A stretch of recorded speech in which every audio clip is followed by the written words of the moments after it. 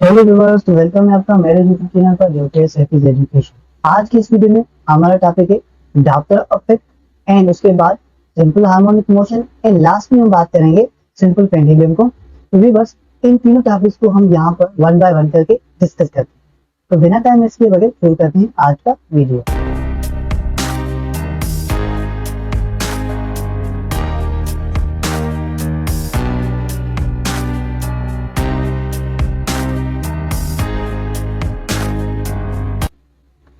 सबसे पहले हम बात करते हैं डॉप्लर इफेक्ट की। डॉप्लर इफेक्ट क्या होता है?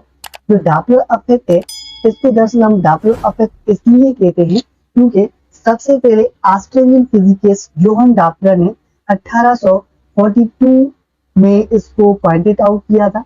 अकॉर्डिंग टू डॉप्लर इफेक्ट के मुताबिक चेंज आई अपीयरेंस फ्रीक्वेंसी में of the sound that is caused by relative motion. जी व्यूअर्स, तो यहाँ पर डॉप्लर इफेक्ट के मुताबिक जो अपीयरेंस फ्रीक्वेंसी में चेंज आता है किसी भी साउंड जो कि रिलेटिव मोशन में जनरेट होता है, काज होता है उसमें, तो उसको हम कहते हैं डॉप्लर इफेक्ट। या हम डॉप्लर इफेक्ट को इस तरीके से भी बयान कर सकते हैं कि एक रिलेटिव मीडियम में, फॉर एग्जाम्पल वो मीडियम हमारे पास है एयर। उस मीडियम में क्या होता है कि दो ऑब्जेक्ट्स हैं हमारे पास, जो कि हमारे पास है एक air. Okay, air is a relative motion here. तो एक है सोर्स और दूसरा हमारे पास है ऑब्जर्वर। फोर्स क्या करता है यहाँ पर? रिलेटिव मोशन लाइक एयर में साउंड को जनरेट करेगा और वो साउंड ऑब्जर्वर से जो हेड किया जाएगा, रिसीव किया जाएगा, और उसकी जो फ्रीक्वेंसी में चेंज आता है उसको दरअसल हम डॉप्लर इफेक्ट कहते हैं। ठीक है, तो इस डॉप्लर इफेक्ट को हम तो कहते हैं कि एक ट्रेन है जो हमारे पास करीब आ रही है, अप्रोचिंग कर रही है, तो वो जो ट्रेन है विस्लिंग करती आ रही है। तो जैसे जैसे टाइम के साथ अब ट्रेन हमारे करीब आती जाएगी, तो ट्रेन का जो साउंड है, इट मीन्स ट्रेन की जो विसल है, उसका जो साउंड है, साउंड की फ्रीक्वेंसी इंक्रीज होती जाएगी टाइम टाइम, और आखिरकार जब हमारे करीब पहुंचेगी तो साउंड की जो अप्रोचिंग है वो बढ़ जाएगी। और इसी टाइम जब वही ट्रेन हमसे दूर जाएगा उसी टाइम तो उसकी जो फ्रीक्वेंसी में डिक्रीज होना शुरू हो जाएगी। तो इसको हम कहते हैं डॉप्लर इफेक्ट। तो व्यूअर्स, ये हमने डॉप्लर इफेक्ट के बेसिक कॉन्सेप्ट को देखा। उसके बाद हम ये देखेंगे कि डॉप्लर इफेक्ट किन चीजों पर वैल्यूएबल एप्लीकेबल होता है और किन चीजों के लिए वैलिड नहीं होता। तो सबसे पहले हम बात करते हैं टाइप्स ऑफ वेव्स की। तो व्यूअर्स, टाइप्स ऑफ वेव्स के लिए डॉप्लर इफेक्ट एप्लीकेबल होता है, चाहे वो मैकेनिकल वेव हो या इलेक्ट्रोमैग्नेटिक वेव हो, दोनों के लिए डॉप्लर इफेक्ट एप्लीकेबल है, वैलिड। उसके बाद ना सिर्फ डॉप्लर इफेक्ट साउंड के लिए एप्लीकेबल होता है, बल्कि डॉप्लर इफेक्ट लाइट के लिए भी वैल्यूएबल होता है। इस लाइट की एप्लीकेशन हम इस टॉपिक की एंड में देखेंगे, तो तब तक के लिए वेट करें। उसके बाद हम डॉप्लर इफेक्ट की कंडीशंस को नजर में से निकालेंगे कि डॉप्लर इफेक्ट की कौन सी कंडीशंस होती हैं। तो देखो, फ्रीक्वेंसी एंड अपीयरेंस फ्रीक्वेंसी अगर दोनों इक्वल हो जाए तो यहाँ पर कोई भी Doppler effect Doppler principle show नहीं किया जाएगा, यहाँ पर वैलिड नहीं होगा। ओके, और दूसरी कंडीशन यहाँ पर ये है कि अगर बोथ ऑब्जेक्ट, इट मींस के सोर्स एंड ऑब्जर्वर दोनों रेस्ट में हो, तो यहाँ पर कोई भी डॉप्लर इफेक्ट ऑब्जर्व नहीं किया जाएगा। और एक लास्ट पॉइंट ये कि अगर speed and direction and last में डिस्टेंस ऑफ एन ऑब्जेक्ट तीनों सेम रहे तो यहाँ पर भी कोई डॉप्लर इफेक्ट ऑब्जर्व नहीं किया जाएगा। बाकी इन तीनों कंडीशंस को छोड़कर जितनी भी कंडीशंस हैं, उन सारी कंडीशन पर Doppler effect is valuable or valid. Okay, तो इस फिगर को थोड़ा सा हम समझते हैं डॉप्लर इफेक्ट को। तो जब ये ऑब्जेक्ट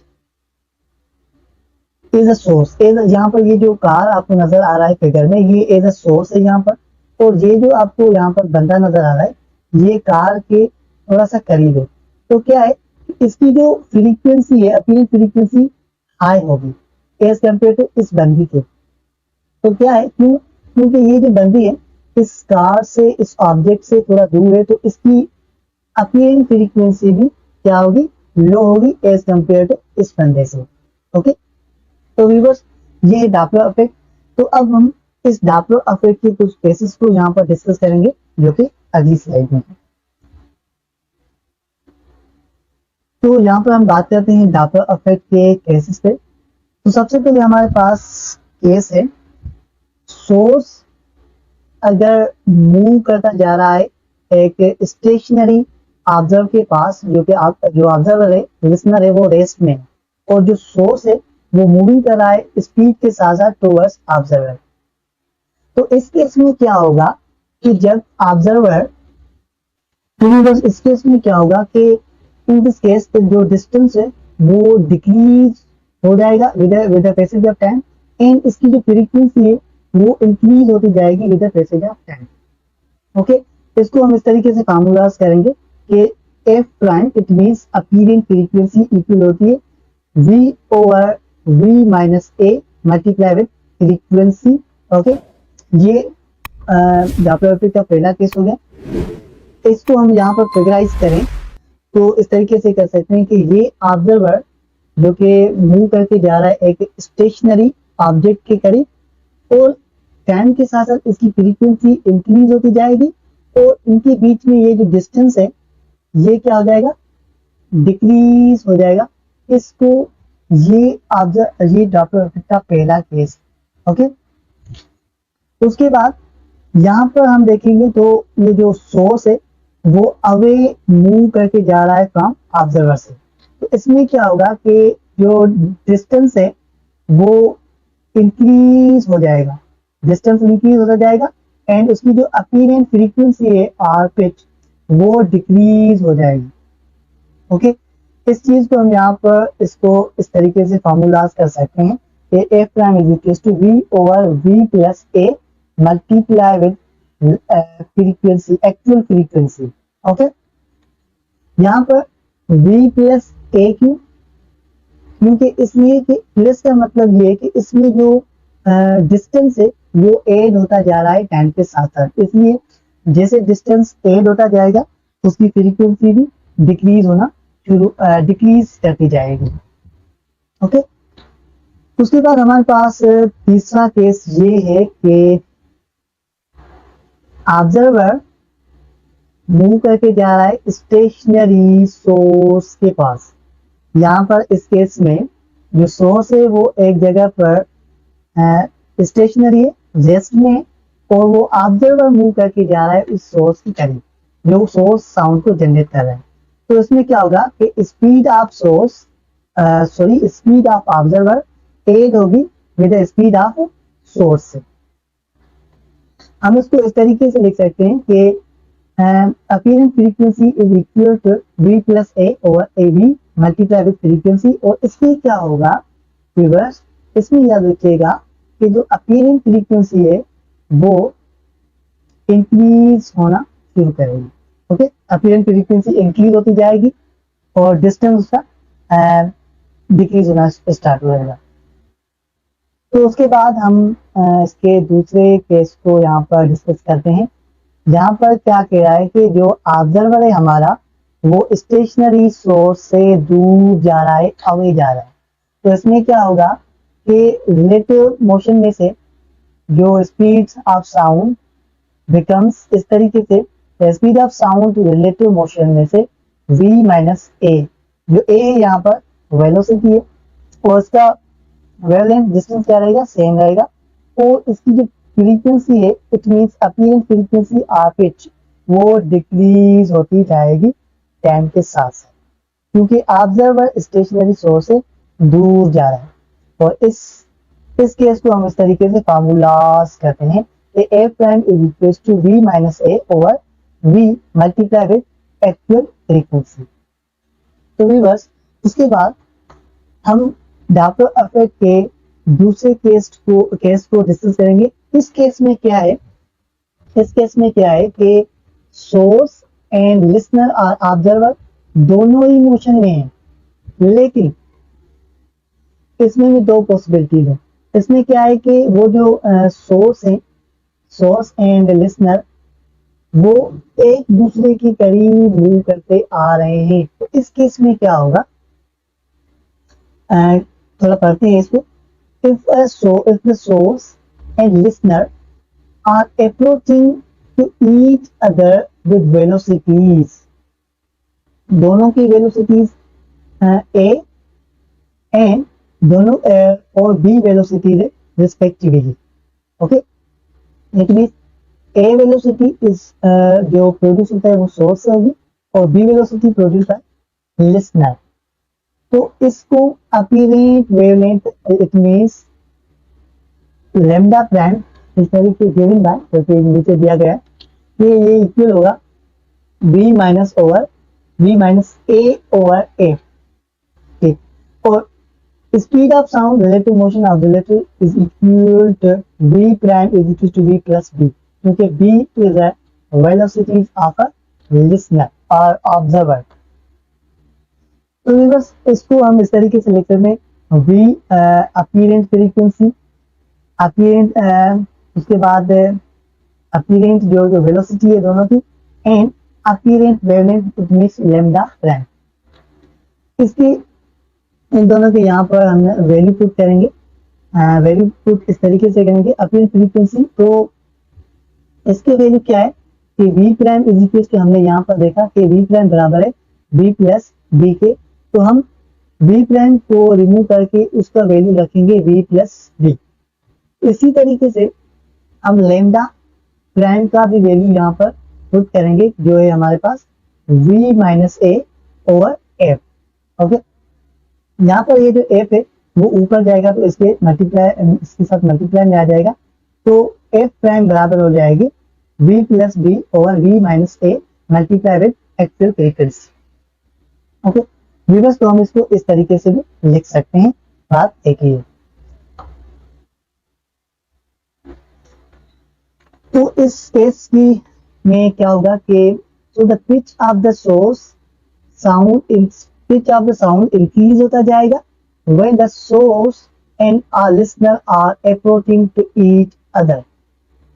ये व्यवस्था, तो इन दोनों में क्या होगा कि सोर्स भी उसके करीब आता जा रहा है एंड जो उसका ऑब्जर्वर है वो भी उसके करीब आता जा रहा है। तो इन दोनों की जो पिच है, अपीरेंट फ्रीक्वेंसी ये हो इंक्रीज होती जाएगी। मतलब ये कि जो अपीरेंट फ्रीक्वेंसी है is greater than actual frequency. Okay, अब हमारे पास डॉपलर इफेक्ट का एक लास्ट केस है, जिसमें क्या होगा कि सोर्स एंड लिसनर एक दूसरे से दूर जाएंगे, अवे मूव करेंगे।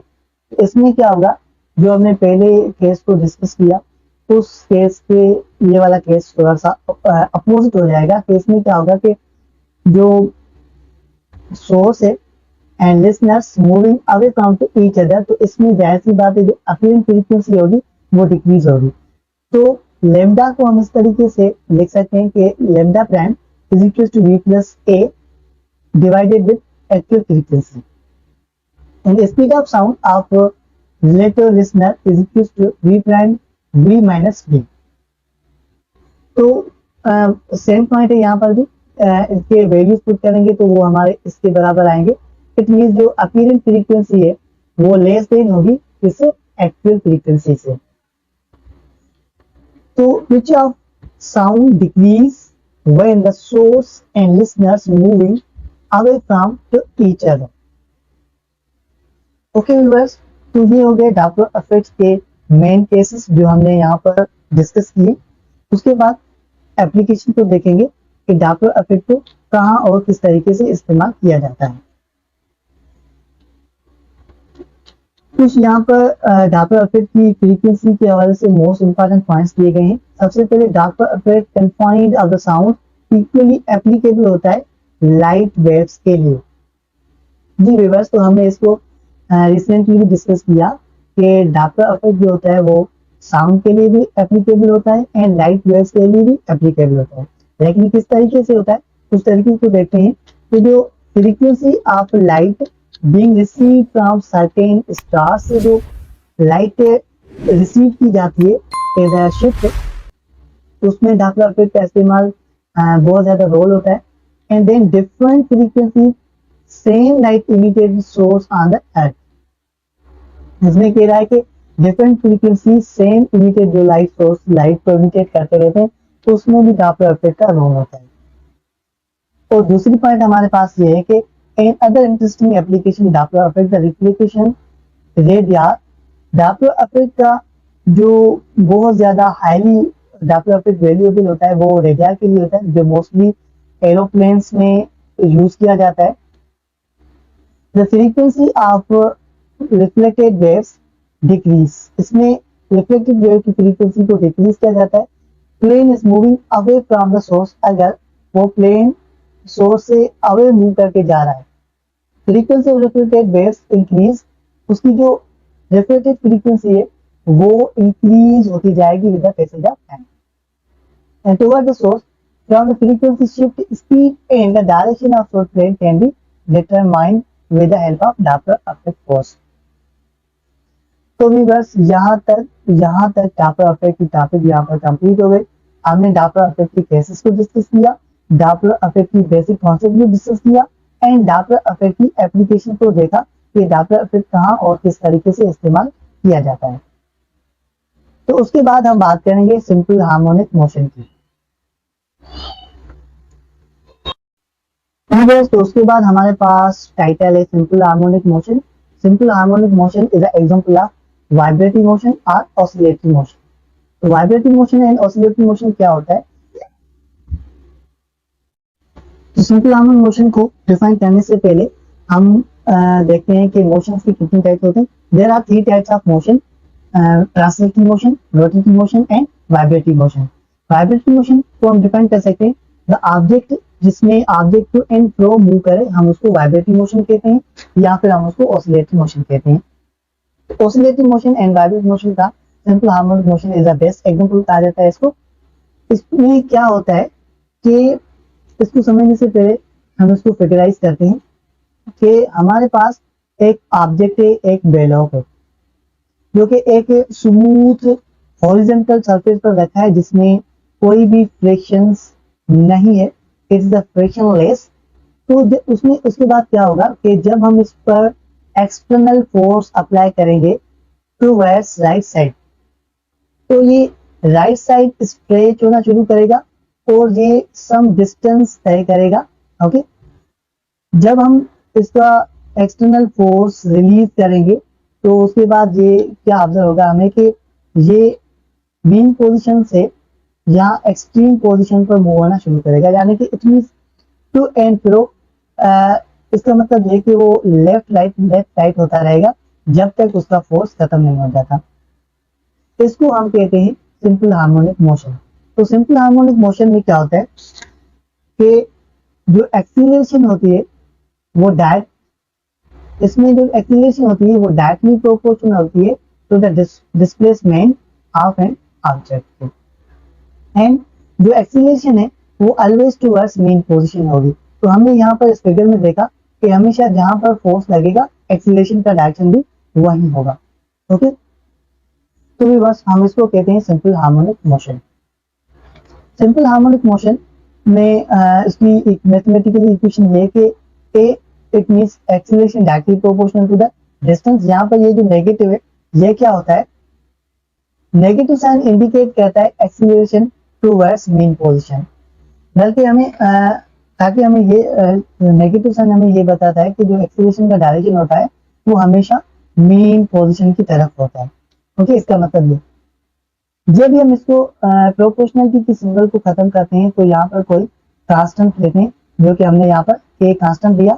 के कांस्टेंट को हम स्प्रिंग कांस्टेंट भी कहते हैं और इस स्प्रिंग कांस्टेंट का यूनिट होता है न्यूटन पर मीटर। अगर इसकी डायमेंशन की बात करें तो वो T इनवर्स स्क्वायर होता है। ओके, डेरिवेशंस ये A directly proportion to minus D कहाँ से आया? तो हाई करते हैं फ्रॉम हुक्स लॉ से, F is equal to minus K D या F is equal to minus K X भी कहते हैं। This is the Hooke's law. Okay, जो कि ए इक्वेशन बन गए। एंड उसके बाद जिस सेकंड इक्वेशन से भी हम इसको ड्राइव करते हैं, कि उसके बाद क्या करेंगे कि Hooke's law and second equation को आपस में कंपेयर करेंगे, तो हमारे पास बराबर आएगा। हम इस एफ की जगह पर F is equal to M A रख सकते हैं, और इस और A F is equal to M A and F is equal to K D के बराबर होती है। तो उसके बाद हम क्या करेंगे कि ए हम बाहर निकालेंगे, तो के D minus K D over M के बराबर आएगा। यहाँ पर ये जो के ओवर एम है, के स्प्रिंग कांस्टेंट है, एम ऑब्जेक्ट का मास है, तो ये यहाँ पर कांस्टेंट हो जाएंगे। तो बचा के हमारे पास A directly proportional to the negative K D के हो जाएगा। ओके, तो व्यूअर्स हमने देखा कि सिंपल हार्मोनिक मोशन को किस तरीके से हुक्स लॉ से ड्राइव किया जाता है। उसके बाद हम बात करते हैं इनकी मेन पॉइंट्स को, जो कि ऑलवेज कीपिंग द माइंड। तो रिस्टोरिंग फोर्स जो होता है सिंपल हार्मोनिक मोशन में, वो हमेशा मेन पोजीशन की तरफ होगा। And simple harmonic restoring force and displacement के बीच में 180 डिग्री का एंगल बनती है, जो कि एंटी पैरेलल के इक्वल होती है। इट मींस वो एक दूसरे के एंटी पैरेलल होंगे कुछ इस तरीके से। ओके, फोर्स एंड एक्सीलरेशन की बात करें यहाँ पर, तो फोर्स एंड एक्सीलरेशन है same direction to each other, दोनों को एक ही डायरेक्शन होता है। एक्सीलरेशन हमने रिसेंटली बात की कि एक्सीलरेशन का जो डायरेक्शन होता है वो मेन पोजीशन की तरफ होता है। ऑलवेज याद रखिएगा, हमेशा अपने दिमाग में कीप इन करके रखिए, कीप इन योर माइंड कि acceleration always toward the main position. ये सिंपल हार्मोनिक मोशन की ये जो है यहाँ पर बहुत अहम पॉइंट्स हैं, जो कि एमसीक्यूज इन पॉइंट्स में से बनते हैं। तो सिंपल हार्मोनिक मोशन में दो पॉइंट्स होते हैं, एक होती है मेन पॉइंट्स, ये जो है हमारे पास मेन पॉइंट है, और ये जो है दोनों ये एक्सट्रीम पॉइंट्स और ये भी एक्सट्रीम पॉइंट्स। तो हम देखेंगे कि कौन सी क्वांटिटीज मेन पोजीशन पर मैक्सिमम है या फिर जीरो है, और कौन सी क्वांटिटीज एक्सट्रीम पोजीशन पर जीरो है और मैक्सिमम है। तो मेन पोजीशन पर डिस्प्लेसमेंट जीरो होता है, तो जाहिर सी बात है वो एक्सट्रीम पोजीशन पर क्या होगा, वो मैक्सिमम होगा। एंड इसी तरीके से रिस्टोरिंग फोर्स एक्सीलरेशन दोनों ही मेन पोजीशन पर जीरो होंगी, और वो दोनों ही एक्सट्रीम पोजीशन पे क्या होंगी, मैक्सिमम होंगी।